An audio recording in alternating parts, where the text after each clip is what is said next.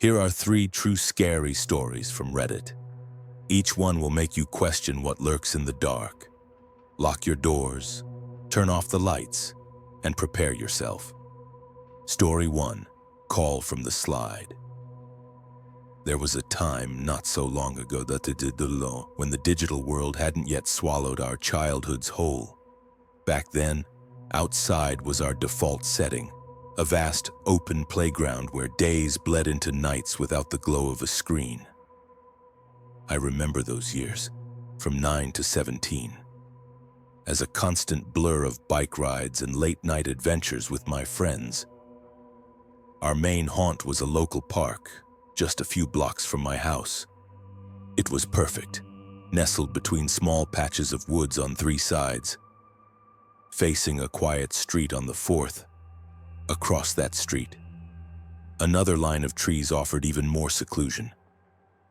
No nosy neighbors, no watchful eyes to call the police on a bunch of rowdy kids.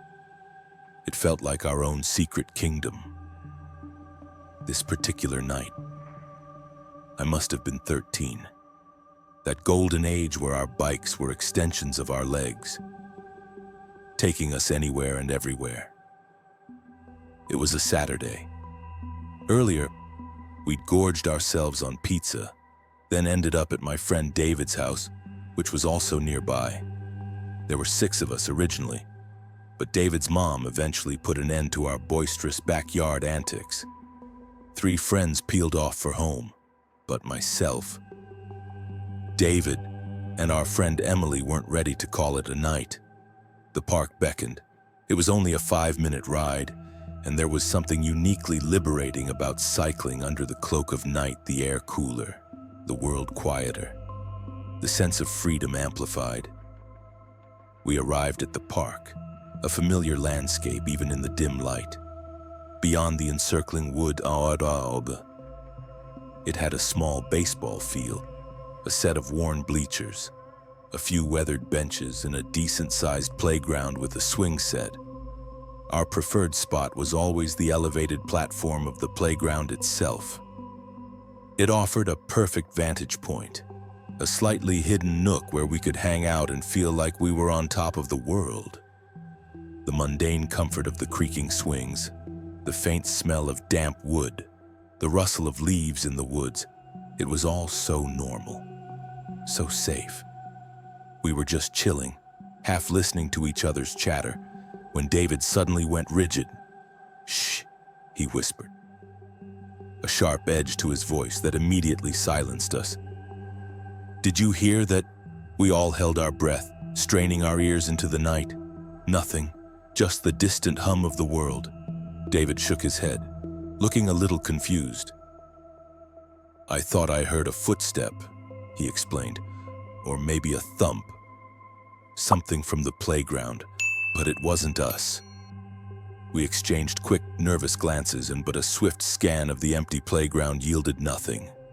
It had to be nothing. A trick of the night or our overactive imaginations. We rationalized it away as an animal scurrying through the underbrush. Or perhaps the wind playing tricks on the old metal structure.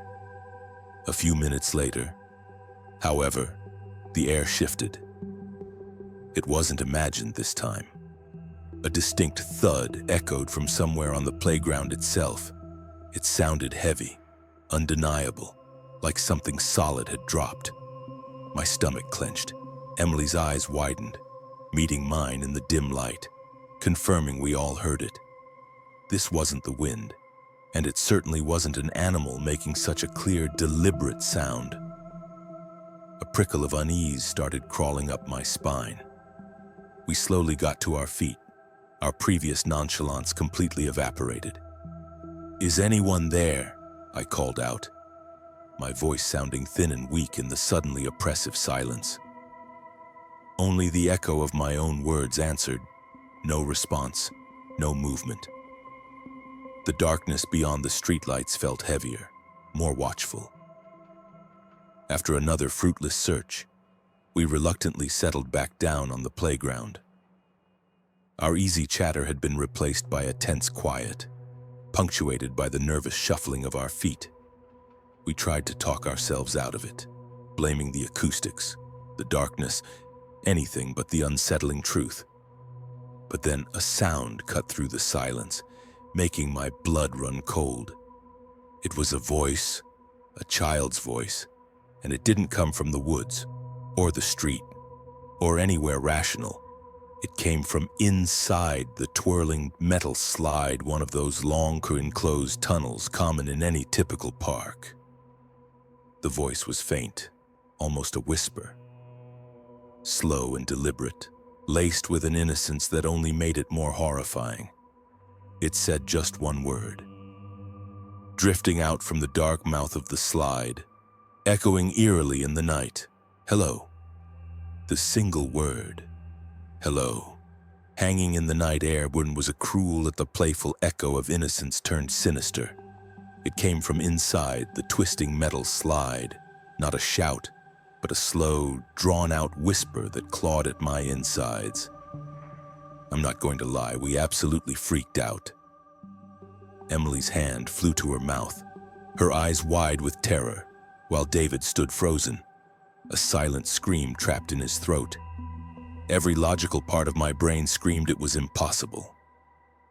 We had been there for at least half an hour, our laughter and chatter filling the small space. No one had climbed into that slide. The thumping sounds we'd heard earlier certainly hadn't come from there. But the voice was undeniable, driven by a strange mix of fear and a desperate need for a rational explanation, perhaps a small child, lost and trapped. I forced my trembling legs towards the slide. I knelt by its dark opening, my breath catching in my throat. Is someone in there? I called out. My voice barely a whisper, hoping for a child's sob, a cry for help. Instead, the same slow, chilling whisper drifted out, unhurried, perfectly mimicking my previous query. Hello. It was definitely a child's voice, maybe a toddler, a little boy. The distinct sound of it, so innocent yet utterly out of place, made every hair on my arm stand on end. David and Emily were right behind me, their shared terror a palpable weight in the darkness. We exchanged horrified looks, a silent confirmation of the impossible. Do you need help? I stammered, my heart hammering against my ribs. Silence, a heavy, suffocating silence. The voice didn't reply. No rustling, no hint of movement. It felt like the very air was holding its breath. I had to assume it was a little kid stuck inside. The thought, however improbable, spurred me on. Swallowing hard, I climbed into the mouth of the slide, the cold metal pressing against my skin. As I pushed off and began to slide down, every fiber of my being expected to see a small, frightened face around the corner or feel a tiny body jostling mine. The descent felt eternal, a spiraling journey into the unknown. But when I finally reached the bottom and spilling out onto the soft wood chips, the slide was utterly, terrifyingly empty en minute. Not a soul, nothing. I scrambled to my feet, scanning the ground level of the playground, then the entire surrounding area. The park remained desolate, bathed in the dim, mocking glow of the streetlights. My friends were as shocked as I was, their faces pale and drawn. There was no one, absolutely no one under besides us, and it wasn't possible for a young child, or anyone for that matter, to have vanished so quickly. The sheer impossibility of it stole my breath. We stood there, utterly bewildered, our minds grappling with the gaping void between what we'd heard and what we'd found. We checked every conceivable hiding spot again, calling out, our voices laced with desperation. Nothing. Just the wind, now seeming to mock us with its rustling through the trees. We were already beyond freaked out, our nerves shredded, when it happened again. The same child's voice, clearer this time, echoing from the empty slide. Not a whisper, but a playful and sinister challenge that ripped through the silence and tore away any semblance of sanity we had left. Catch me. That was it. Every survival instinct screamed. We didn't hesitate, didn't try to rationalize.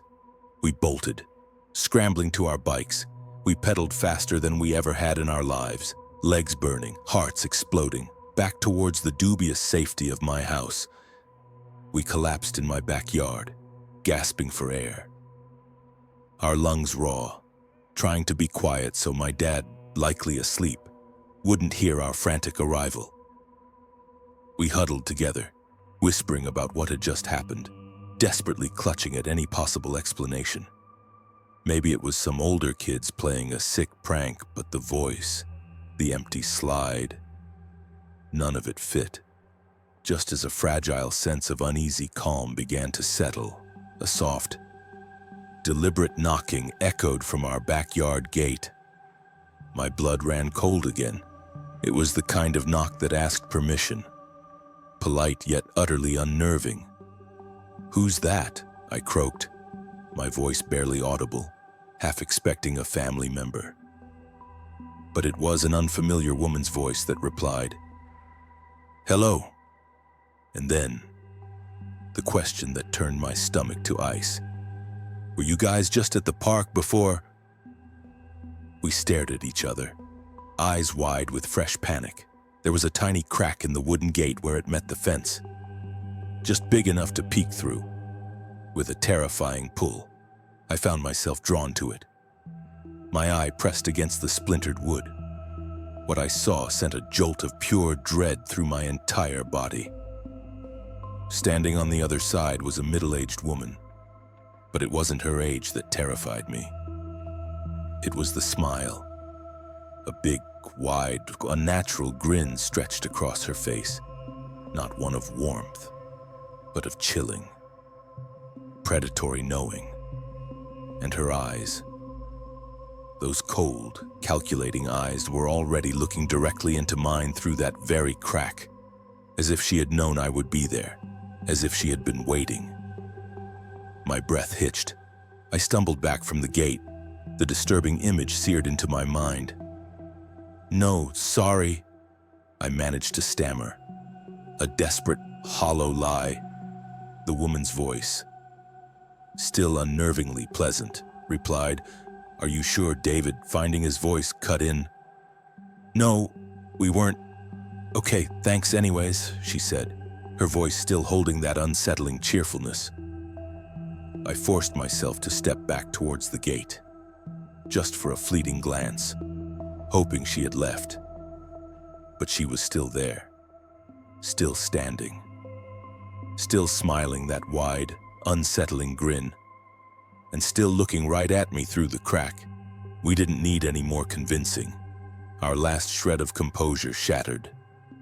We scrambled inside through the back door, our hands fumbling with the lock, desperate to put a barrier between us and that terrifying smile. We spent the rest of the night huddled downstairs, absolutely shattered. The image of that woman's face and the echo of the child's voice forever etched into our minds.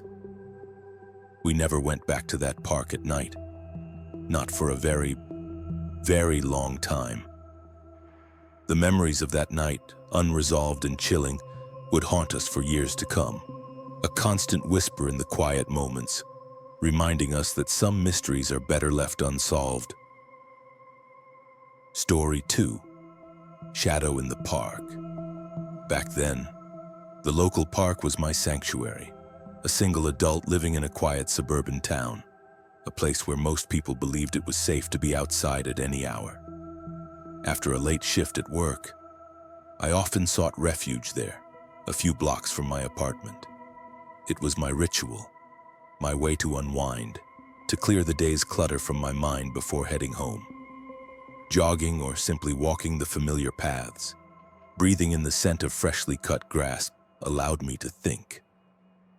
This particular summer evening in 2018 felt no different. The sun had dipped below the horizon about an hour prior, casting the park in a soft, fading twilight. Streetlights flickered on, painting pools of dim yellow across the main path. But the canopy of mature trees still held vast stretches of shadow. It was quiet, almost too quiet, a silence that usually brought comfort. But tonight, subtly began to prickle at the edges of my awareness. I wasn't expecting many people usually. On a weekday evening, I'd be alone, or perhaps see a few dog walkers, maybe a couple of teenagers lingering on the benches.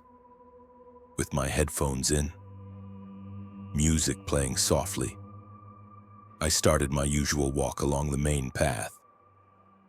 At first, everything was normal. A distant bark, the gentle murmur of unseen people, the rustle of leaves in a barely there breeze, all contributed to the peaceful tableau. It felt calm, almost therapeutic, exactly what I needed. But then, as I rounded a bend, I started noticing little things, subtle shifts that unsettled me, though I tried to dismiss them. The first was a man. He sat on a bench not far from the path, his figure hunched. He was wearing a dark hoodie, the hood pulled up high over his head, obscuring his features. It struck me as odd, given the pleasant summer evening. There was no chill in the air. He wasn't doing anything, no phone, no book, no companion, just sitting, staring straight ahead into the dimming expanse of the park. Strange, I thought, but brushed it off. People are eccentric. People sit on benches. As I walked past him, however, a creeping dread began to bloom in my chest. He didn't move, didn't shift, didn't even blink, it seemed. But I knew, with a certainty that turned my blood to ice, that his eyes, hidden beneath that shadow-shrouded hood, were fixed directly on me. Not a fleeting glance, but a sustained, unwavering gaze. The silent intensity of his stare made my skin crawl. It was an invasion, a violation of the casual anonymity I sought in the park. My pace quickened instinctively, my muscles tightening. He's probably harmless, I told myself, trying to inject logic into the sudden knot of unease in my stomach. Just some lonely guy. I tried to shake off the feelings, but the invisible weight of his gaze seemed to cling to my back like a shroud. Then, I heard it. Footsteps behind me, a soft, rhythmic crunch on the gravel path. My heart lurched. I paused, every nerve taut, straining to listen. The footsteps stopped. The silence that followed was absolute. Suffocating. I waited, holding my breath for what felt like an eternity, but heard nothing. Paranoia, I whispered to myself, forcing my legs to move again. And with my first step, the footsteps behind me resumed, matching my pace precisely. My heart began to hammer against my ribs, a frantic drumbeat of rising panic.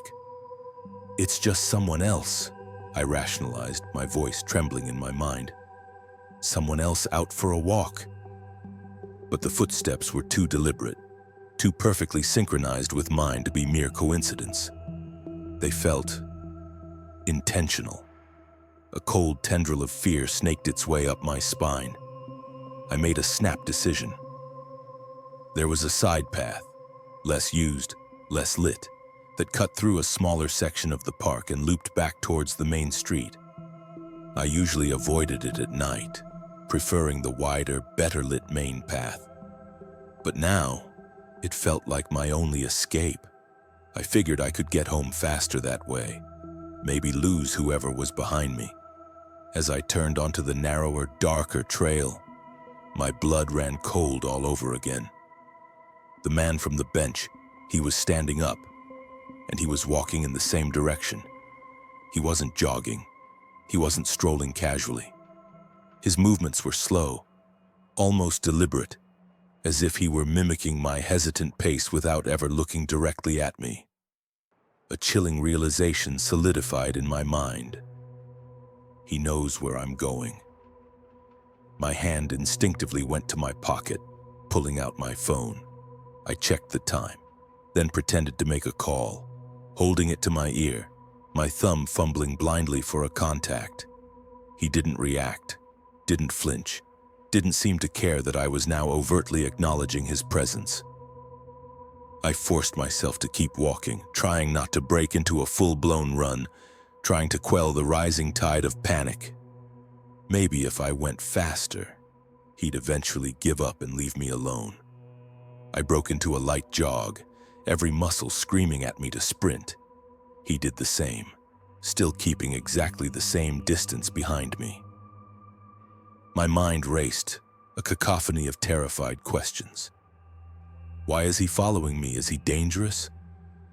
What does he want? Should I turn back? A primal instinct screamed that turning back was not an option. There was a street exit just ahead, leading back towards a well-lit neighborhood. I clenched my jaw, pushing harder. I had to get out of the park. Now. I broke into a faster run, my lungs burning and my heart pounding so violently I feared it might explode from my chest. The footsteps behind me sped up, matching mine perfectly. A relentless, terrifying echo of my own desperate flight. I didn't look back again. I just ran. I ran as if my life depended on it, because in that moment, in the suffocating darkness of that once familiar park, I was utterly convinced that it did. When I finally burst out of the park's shadowed embrace and onto the main street, the relief was a dizzying, almost incapacitating wave. My legs, burning with exertion, nearly buckled beneath me. My chest heaved, each breath a searing gasp. I didn't slow down immediately, the momentum of pure terror still propelling me forward. Only when I felt the relative safety of the streetlights stretching ahead did I dare to risk a glance over my shoulder. He was there, standing at the very edge of the park, precisely where the tree line met the path, a dark silhouette against the dimly lit background. His hood still pulled up, obscuring everything. He wasn't moving. He wasn't running. He was just watching. A silent, unblinking sentinel in the shadows. The sheer stillness of his posture and the unwavering focus I could feel even from that distance sent a fresh wave of ice through my veins. It was the most terrifying thing I had ever witnessed. Not a chase, but an utterly calm, predatory observation. I don't know how long I stood there, frozen in the middle of the sidewalk, before the primal urge to simply escape overwhelmed me again. I turned, stumbling, and ran home. The image of that hooded figure burned into my retina. My hands trembled so violently I could barely insert the key into my apartment door.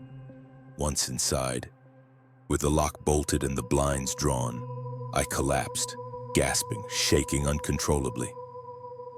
My mind, desperate for order, tried to construct rational explanations. He was probably just a creepy guy who liked to follow people. Maybe he was lonely. Maybe homeless. Maybe harmless. I clung to these thoughts, a fragile shield against the profound dread that had seeped into my core. But no matter how many logical scenarios I constructed, they felt hollow, utterly unconvincing. The sustained stare, the perfect synchronization of his footsteps, the way he had emerged on the side path as if anticipating my move, the chilling final tableau at the park's edge, none of it fit the narrative of a harmless eccentric. A few nights later, and unable to shake the incident, I returned to the park during the day, seeking to reclaim its normalcy, to convince myself it was safe. The sun streamed through the trees. Children laughed on the playground. Dogs chased balls, a picture of suburban serenity. I walked the same path, my eyes scanning every detail, searching for an anomaly, a sign. Everything seemed normal, and a fragile sense of calm began to settle over me. Then I saw at the bench, the very bench where I had first seen him. It was empty now, bathed in sunlight. But on the smoothed wood of the backrest, something had been scratched. Letters, carved hastily, shallow and uneven, some smeared as if whoever had done it hadn't wanted them to be legible. My stomach clenched. I couldn't make out the full message, but the partial, unjagged marks, a harsh, twisted W or an M, followed by indecipherable scratches, screamed of malice, not idle doodling. My phone shook slightly in my hand as I snapped a quick, blurry picture, then turned and walked away. Quickly. My earlier calm shattered. After that, the park, even in daylight, felt tainted. I avoided it at night completely, but the worst part wasn't just feeling unsafe. It was the insidious sensation that someone knew I had been there, that someone was still waiting, watching, even when I wasn't looking. My neighborhood, once a haven, began to feel like an open stage. Shadows seemed to move at the periphery of my vision. Figures across the street would vanish when I looked directly. A dark car I didn't recognize would be parked down the block for days. Lights in distant houses would flicker on just as I passed. Paranoia, I told myself, again and again. You're imagining things. But the memory of that night, the cold, silent watchfulness, never left me. Perhaps 2 weeks later, desperate to reclaim some semblance of routine, I decided to go jogging again. It was early evening, the sun still high enough to ward off the deeper shadows, and I deliberately stayed on the main street, well away from the park. As I passed the familiar edge of the park, where the trees began to thicken, my blood ran colder than ever before. There, just inside the tree line, barely visible through the dappled light and leaves, stood a figure. Same height, same build, same dark hoodie with the hood pulled up. He was utterly still, a silent sentry. My instincts screamed, a primal one wordless warning to run, to flee. But I forced myself to move slowly, deliberately, keeping my eyes fixed on that unmoving shape. There was no doubt in my mind he had been there for hours, just watching, waiting. When I reached my car, that I practically dove inside, fumbling with the locks, securing every door with a frantic click. I sped away, heart hammering, constantly checking my rearview mirror until the park was a distant, receding memory. I never saw him again after that night. At least, not in the park. But sometime when I walk through my neighborhood, or even just near my apartment, I still get that feeling, that chilling, unmistakable sensation that someone is watching me. Just beyond the edge of my sight, an unseen pair of eyes fixed on my every move. It's a feeling that has never truly gone away, a silent promise of a threat that might still be waiting, hidden in the shadows for me to drop my guard. Story 3. The Roman Candle Chase. This event unfolded less than 24 hours ago, and the details are still carved into my memory with a terrifying clarity. It was the only time in my life I've truly believed I was in serious, undeniable danger. A group of us, me, Alex, Ben, Chloe, Daniel, and Ethan, were just looking for a low-key evening. We were hanging out at a well-known public park, a spot called the Overlook, popular for its sprawling view of the downtown skyline and nearby university campuses. It was late, almost 11, a typical summer night meant for casual conversation and enjoying the cool air. We had no grand plans, just a quiet rendezvous on the park benches. Then Ben, with a mischievous grin, mentioned he had some Roman candles in his trunk. The Overlook was far too exposed for anything like that. So I suggested we move to a more secluded part of the park known as the Loop. It was only a few minutes away, a winding road enveloped by a thick canopy of trees, ensuring that whatever we did would be out of sight from the main park areas. The idea was simple, a harmless bit of late-night fun, a relic of childhood mischief. It felt perfectly safe, almost nostalgic. All 6 of us piled into 2 cars and made our way there.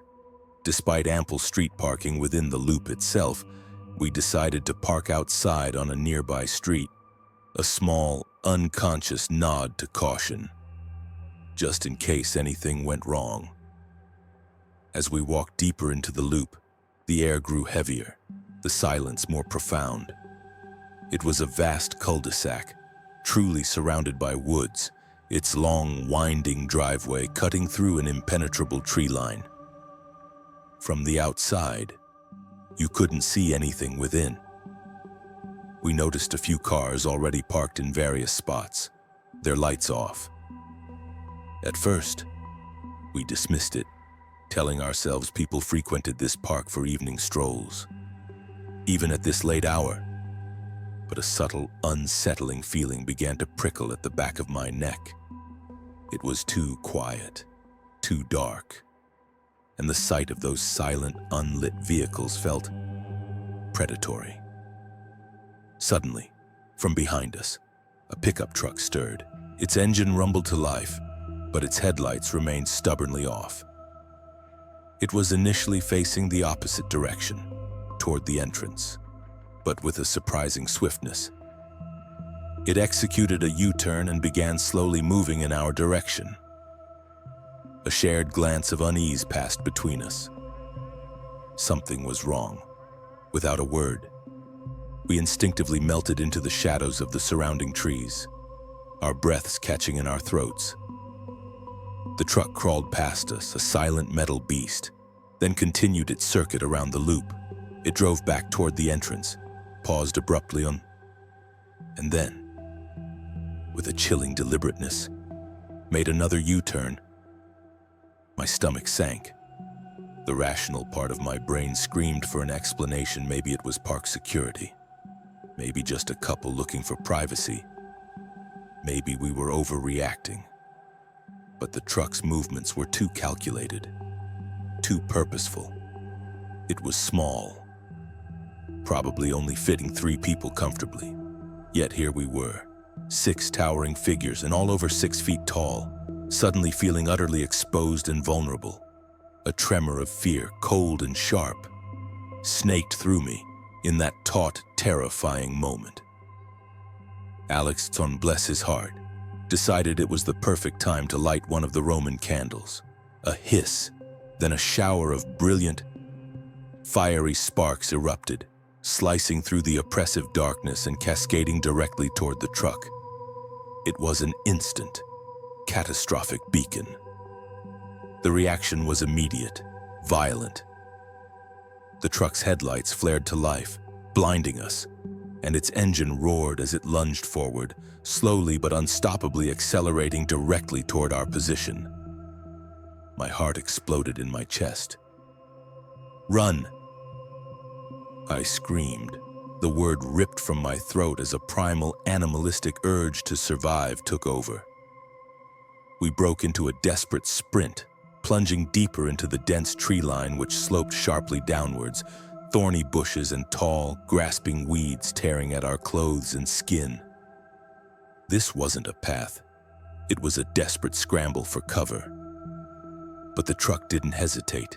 It drove straight over the curb, tearing through the grass, its massive tires churning the soft earth as it pursued us. Whoever was driving clearly had us in their sights. The high beams flickered on, searing white spears through the foliage, and the horn blared, a guttural, terrifying roar that echoed through the silent night. We sprinted faster, deeper into the unforgiving woods, each step a gamble against roots and unseen obstacles. About 20 feet into the chaos, we heard voices from the truck, shouting, indistinguishable but laced with aggression. Then, the night was further pierced by the sight of more headlights flickering on from various spots around the loop. My blood ran cold. This wasn't just one truck. In the confusion and terror, we had become separated. I was with Ben and Daniel, gasping for air, our lungs burning, our minds reeling. We had no idea where Alex, Chloe, and Ethan had gone, but that wasn't our main concern anymore. Because out of the blinding glare of the high beams, two figures emerged from the truck. Two men, wielding powerful flashlights, were already sprinting down into the woods, their beams cutting through the darkness, systematically sweeping the ground. They were coming for us. We lay flattened against the damp earth, barely breathing. The rough bark of the bush scraped my face. Ben and Daniel trembled beside me. Flashlights cut through the darkness above, their beams sweeping closer. Shouts from the men mingled with rustling leaves. My heart hammered, a trapped bird. Every twig snap, every muffled curse sent ice through my veins. Why this intense, terrifying pursuit over fireworks? This was raw, aggressive, predatory. Then, new terror footsteps directly above us. A second group. We were caught between two fronts, trapped in a sunken hollow. The loop's path just feet above. We were 6 feet tall, but felt like helpless children, hunted. Minutes stretched into eternity. My muscles ached. After an endless wait, the shouts faded, flashlights retreated. Finally, the truck's engine roared. It pulled out of the grass and sped away. Other headlights from the loop vanished. Shaky relief washed over me, replaced by a chilling realization the men who entered the woods. They hadn't come out. Not that we saw. They were still in there, somewhere. As we tried to process this, Ben swore. My phone, it's gone. Staying a second longer was unbearable, but leaving a phone meant leaving a trace. We crept through absolute darkness, unable to risk our phone flashlights. Finding it was surprisingly easy, a glowing beacon.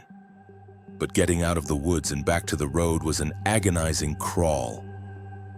Just as we reached the tree line, emerging onto the dark, winding road, we stumbled upon Chloe, who had been hiding nearby. Her face was pale, streaked with terror. She recounted, voice barely a whisper, how one of the men had run right past her. He didn't see me, she choked, but he had something and it looked like a knife or some kind of weapon. The air grew instantly colder. A knife. This was deadly. Every rational thought evaporated, replaced by primal panic. Run! I hissed, and we broke into a flat-out sprint down the road, legs pumping, lungs burning, and the glinting weapon seared into my mind. Then, the same pickup truck. It was parked 50 feet from the exit, waiting. As we moved, high beams blasted on, pinning us. The truck pulled to the edge of the woods, blocking our path. Without hesitation, and we plunged back into the woods, scrambling over roots and thorns. The truck followed, engine roaring, tracking us along the roadside. We ran blindly, fueled by pure adrenaline, until, by some miracle, we burst out onto a main thoroughfare, a brightly lit street that led away from the cursed loop. The truck didn't follow. It stopped at the entrance, its high beams still cutting through the night, a silent menace. We didn't slow down, taking two separate back roads, weaving through quiet streets, convinced they might still be behind us. Hours later, we heard from Alex and Ethan they had found a different, quicker way out. The terror of that night, the relentless pursuit, the unknown motive, it carved itself into my soul. I've never gone back to the loop, and I never will. We never learned who those people were, what they wanted, or why they hunted us with such brutal intensity. That memory and that feeling of being prey is vivid now as it was then. The thought that someone out there, armed and with unknown intentions, stalked us, remains a chilling, unsolved mystery that forever changed my perception of safe spaces. Sometimes, late at night, I still hear the distant rumble of an engine or a horn blaring and wonder if they are still out there, waiting for someone else to make a wrong turn into their territory. If you have a true terrifying experience you wish to share, send it to True Creepy Experiences. If you found tonight's tales unsettling, a like and a subscription would be appreciated. It ensures these whispers continue. Until next time, try to sleep soundly. You never know what's listening.